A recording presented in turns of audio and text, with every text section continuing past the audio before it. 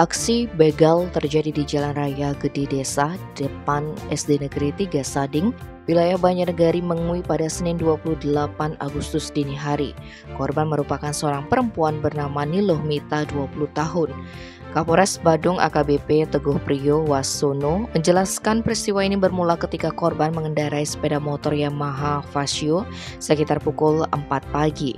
Korban membawa daging babi untuk dijual di Pasar Muding, Sari Kerobokan. Saat perempuan muda itu melintas di wilayah Banjar Bersih Abian Semal, dia merasa ada dua orang yang membuntuti. Kedua orang itu menggunakan sepeda motor berboncengan. Setibanya di tempat kejadian depan SD Negeri 3 Sading, tiba-tiba kedua orang tersebut mencegat korban dan memaksanya berhenti.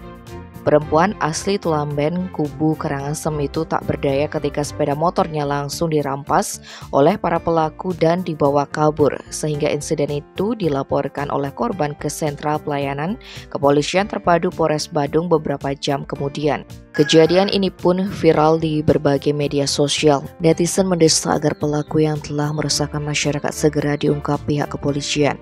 AKBP Teguh mengatakan pihaknya sedang menyelidiki para pelaku. Tim Bali Express melaporkan.